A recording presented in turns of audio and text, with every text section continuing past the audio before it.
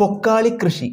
ആലപ്പുഴ, എറണാകുളം, തൃശൂർ ജില്ലകളിലെ ഓരുവെള്ളം കയറുന്ന പാടങ്ങളിൽ പ്രകൃതിയോട് ഇണങ്ങി ചെയ്യുന്ന നെൽകൃഷിയാണ് പൊക്കാളി കൃഷി. ആലപ്പുഴ, എറണാകുളം, തൃശൂർ ജില്ലകളിലെ ഓരുവെള്ളം കയറുന്ന പാടങ്ങളിൽ പ്രകൃതിയോട് ഇണങ്ങി ചെയ്യുന്ന നെൽകൃഷിയാണ് പൊക്കാളി കൃഷി. ഉപ്പുവെള്ളത്തെ അതിജീവിക്കാൻ കഴിവുള്ള നെല്ലിനങ്ങളാണ് പൊക്കാളി കൃഷി രീതിയിൽ ഉപയോഗിക്കുന്നത്. ഉപ്പുവെള്ളത്തെ അതിജീവിക്കാൻ കഴിവുള്ള നെല്ലിനങ്ങളാണ് പൊക്കാളി കൃഷിയിൽ ഉപയോഗിക്കുന്നത്.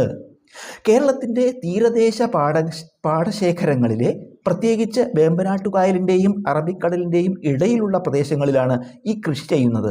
കേരളത്തിൻ്റെ തീരദേശ പാടശേഖരങ്ങളിലെ പ്രത്യേകിച്ച് വേമ്പനാട്ടുകായലിൻ്റെയും അറബിക്കടലിൻ്റെയും ഇടയിലുള്ള പ്രദേശങ്ങളിലാണ് ഈ കൃഷി ചെയ്യുന്നത്. നൂറ്റാണ്ടുകളുടെ പഴക്കമുള്ള ഈ ജൈവകൃഷി രീതിക്ക് 2008 ഭൗമസൂചിക പദവി ലഭിച്ചിട്ടുണ്ട്. നൂറ്റാണ്ടുകളുടെ പഴക്കമുള്ള ഈ ജൈവകൃഷി രീതിക്ക് 2008 ഭൗമസൂചിക പദവി ലഭിച്ചിട്ടുണ്ട്.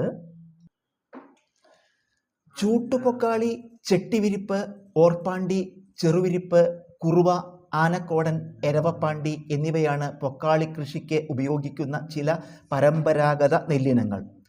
ചൂട്ടുപൊക്കാളി, ചെട്ടിവിരിപ്പ്, ഓർപ്പാണ്ടി, ചെറുവിരിപ്പ്, കുറുവ, ആനക്കോടൻ, എരവപ്പാണ്ടി എന്നിവയാണ് പൊക്കാളി കൃഷിക്ക് ഉപയോഗിക്കുന്ന ചില പരമ്പരാഗത നെല്ലിനങ്ങൾ.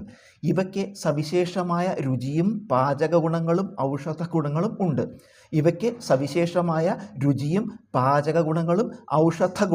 ഉണ്ട്. കൊയ്ത്തിന് ശേഷം നവംബർ മുതൽ ഏപ്രിൽ വരെ ഇതേ പാടങ്ങളിൽ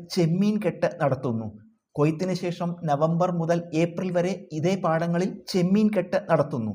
ചെമ്മീനുകൾക്ക് പാടത്തെ ജൈവാംശം ഭക്ഷണമാകുന്നതിലൂടെ പ്രത്യേകിച്ച് തീറ്റ നൽകേണ്ടതില്ല എന്നത് സവിശേഷതയാണ്.